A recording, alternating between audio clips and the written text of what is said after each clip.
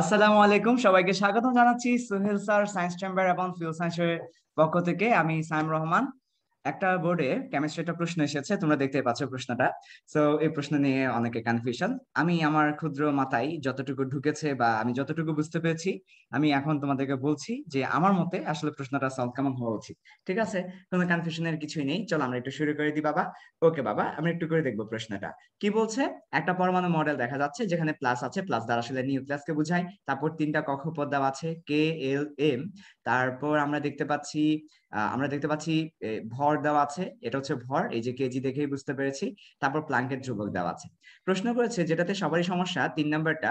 উদ্দীপকের মডেলটির এল চিহ্নিত, তার মানে দ্বিতীয় কক্ষপথে ইলেকট্রনের কৌণিক বেগ নির্ণয় করতে বলেছে।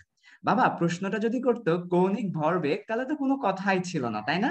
কৌণিক ভরবেগ বললে তো শেষ, খেলা একেবারে জমতো। কৌণিক ভরবেগ মানে mvr সমান NH/2 পাই। কিন্তু না, না, কৌণিক ভরবেগ বলেনি, বলেছে কৌণিক বেগ। অনেকে আবার মনে করতে পারে অনেকে আবার মনে করতে পারে কৌণিক বেগ হচ্ছে কৌণিক ভরবেগকে যদি আমরা ভরটা দিয়ে ভাগ করে দিই তাহলেই বুঝি কৌণিক বেগ পাওয়া যাবে। অনেকে এটা মনে করে কেন? কারণ কৌণিক ভরবেগ তো ভরটা বাদ দিয়ে দাও, ভাগ করে দাও, তাহলে তো কৌণিক বেগ পাওয়া যায়। বাট এটা হচ্ছে একটা মিসকনসেপশন। এমন না যে কৌণিক ভরবেগকে যদি ভর দিয়ে ভাগ করো কৌণিক বেগ পাবে, এমন না। তোমাকে বুঝতে হবে কৌণিক বেগ কি, রৈখিক বেগ কি, কৌণিক বেগ এবং রৈখিক বেগের মধ্যে সম্পর্ক কি। সো চলো আমরা একটু দেখে আসি। কৌণিক বেগ হচ্ছে বাবা, কৌণিক বেগ আমরা বলি ওমেগা কে, আর রৈখিক বেগ আমরা বলি ভি কে। এবং তাদের মধ্যে যে রিলেশনটা, সেই রিলেশনটা হচ্ছে V is equal to omega R, not omega is equal to V R. So এই জায়গায় স্টুডেন্টরা আসলে ভুল করেছে। আমরা দেখবো কিভাবে করে আমরা কৌণিক বেগটা বের করতে পারি। যদি তুমি কৌণিক বেগ বের করতে চাও অর্থাৎ ওমেগা বের করতে চাও, তাহলে অবশ্যই অবশ্যই তোমাকে দুটো ব্যাপার জানতে হবে। একটা ভি এর মান জানতে হবে, একটা আর এর মান জানতে হবে। সো বাবা, আর এর মানটা কি হবে? ওকে, আর এর মানটা হচ্ছে ইলেকট্রন যেই কক্ষপথে কেন্দ্র করে ঘুরছে তার ব্যাসার্ধ। ওকে, অর্থাৎ দ্বিতীয় কক্ষপথের ব্যাসার্ধ। তো আমরা জানি, মনে রাখবে, প্রথম কক্ষপথের ব্যাসার্ধ আমরা নরমালি হাইড্রোজেন পরমাণুর জন্যই আসলে বোর পরমাণু মডেলটা অ্যাপ্লিকেবল। বোর পরমাণু মডেলটা হাইড্রোজেন পরমাণুর জন্য কিংবা যাদের একটা মাত্র ইলেকট্রন আছে তাদের জন্য অ্যাপ্লিকেবল, এটা তোমাকে জানা দরকার। সো হাইড্রোজেন পরমাণুর জন্য যেহেতু বোর পরমাণু মডেলটা অ্যাপ্লিকেবল, হাইড্রোজেনের ব্যাসার্ধটাই আমরা নিব। সো প্রথম কক্ষপথের ব্যাসার্ধ এটা হচ্ছে একদম ফিক্সড হাইড্রোজেন পরমাণুর জন্য। প্রথম কক্ষপথের ব্যাসার্ধ, যেটাকে বাবা আর1 বললাম, 1 মানে প্রথম কক্ষপথের ব্যাসার্ধ, হাইড্রোজেন পরমাণুর জন্য 0.53 অ্যাংস্ট্রম। অ্যাংস্ট্রম মানে কাকে বলে? 0.53 ইন্টু 10^10, এটাকে আমরা অ্যাংস্ট্রম বলে থাকি, 10^10 মিটার। এখন আরেকটা ফর্মুলা আছে, সেটা হচ্ছে তুমি যদি শুধু প্রথম কক্ষপথের ব্যাসার্ধটা জানো, তুমি অটোমেটিক্যালি যে কোনো কক্ষপথের ব্যাসার্ধ বের করে ফেলতে পারবে। কিভাবে বের করতে পারবে? আমাদের যে ফর্মুলাটা সেটা হচ্ছে Rn is equal to n square into R1। তার মানে প্রথম কক্ষপথের ব্যাসার্ধের সাথে যদি n স্কয়ার গুণ করে দাও তাহলে Rn চলে আসবে। এখানে nটা কি বাবা? n হচ্ছে যত কক্ষপথ বের করতে যাচ্ছ তত কক্ষপথ। যেটা আমাকে l বলেছে, দ্বিতীয় কক্ষপথ বলেছে, তার মানে 2 স্কয়ার ইন্টু R1।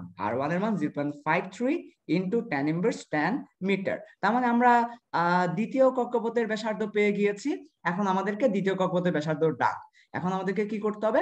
দ্বিতীয় কক্ষপথের ব্যাসার্ধ কত এসেছে? এই যে 4, এটাকে আমরা বলতে পারি 4 ইন্টু 0.53 ইন্টু 10^10 মিটার এসেছে দ্বিতীয় কক্ষপথের ব্যাসার্ধ ডাক। এখন আমরা যদি কোনো মতে ভি বের করতে পারি তাহলে আমরা ওমেগা বের করে ফেলতে পারবো। ওকে, নেক্সট স্লাইডে যাব, দেখি আমরা সেটা করব। পরের স্লাইডে যাচ্ছি আমি। তাহলে এরপর পরের স্লাইডে আমি কিছু মনে হয় দিয়ে লিখেছি। আচ্ছা, পরের স্লাইডে তাহলে যাওয়ার দরকার নেই, আমি এখানে বুঝাচ্ছি, দেখো সব একটু ভালো করে খেয়াল করো। ওকে, আমি দুঃখিত, স্লাইডটা অফ হয়ে গেছে। আচ্ছা, যা লিখেছি হয়তো সবই মুছে গেল সম্ভবত। আচ্ছা, আমি আরেকবার দেখাচ্ছি বাবা, দেখো একটু কাইন্ডলি আরেকবার দেখো।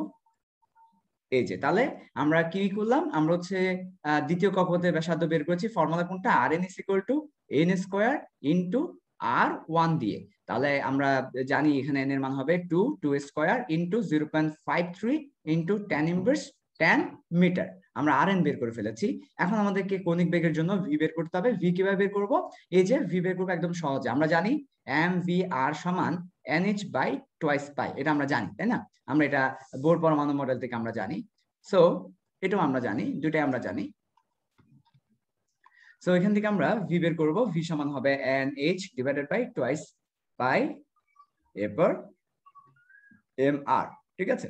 সো একটা একটা করে মানটা বসাও। এন এর মান হবে 2, এইচ এর মান দেওয়া আছে 6.626 tan ইনভার্স 34, তারপর আমার 2 ইনটু 3.14, এম এর মান হচ্ছে দেওয়া আছে 9.9 সরি 9.11 tan ইনভার্স 31, আর এর মান একটু আগেই যেটা পেয়েছি সেটাই আর এর মান, সেটা বসিয়ে দাও। আর এর মান 2 স্কয়ার ইনটু 0.53 যা যা আছে আর কি, tan ইনভার্স 10।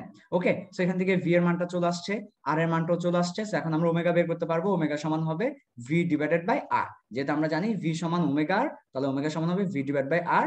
ভি এর মানটা বসিয়ে দাও, আর এর মানটা বসিয়ে দাও, যেটা আসবে সেটাই 100% পিওর অ্যান্সার। 100% pure answer. আশা করি তোমরা বুঝতে পেরেছো। ধন্যবাদ তোমাদেরকে। ওকে।